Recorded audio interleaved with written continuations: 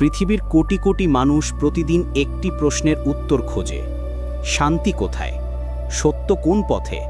জীবনের অর্থ কী? এই প্রশ্নগুলো যুগ যুগ ধরে মানুষের মনে ঘুরপাক খায়।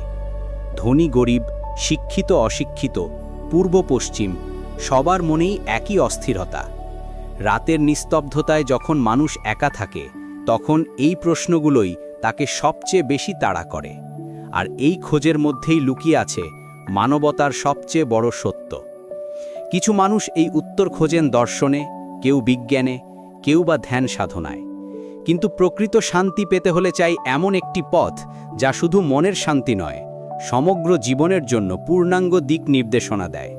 এমন একটি পথ যা আমাদের ব্যক্তিগত সংকট থেকে শুরু করে সামাজিক সমস্যা পর্যন্ত সব কিছুর সমাধান দিতে পারে, যা আমাদের হৃদয়ে প্রশান্তি আনতে পারে এবং একই সাথে সমাজে ন্যায় বিচার প্রতিষ্ঠা করতে পারে। ইসলাম সেই পথের নাম যা মানুষকে আলোর দিকে আহ্বান করে।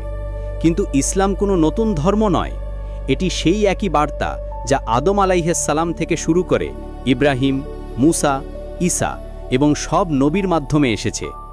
এক আল্লাহর ইবাদত করা এবং মানুষের সাথে ন্যায় বিচার করা। এই দুটি মূলনীতি ইসলামের ভিত্তি। হাজার হাজার বছর ধরে এই একই সত্য বিভিন্ন জাতির কাছে পৌঁছেছে, কিন্তু মানুষ সময়ের সাথে সেই বার্তা বিকৃত করেছে।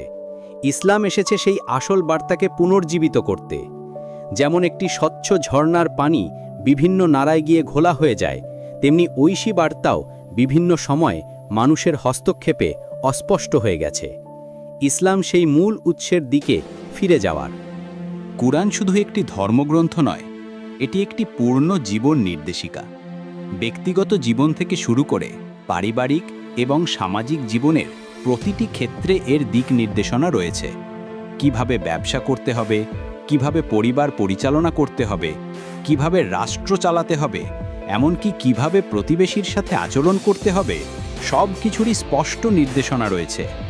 1400 বছর আগে নাজিল হলেও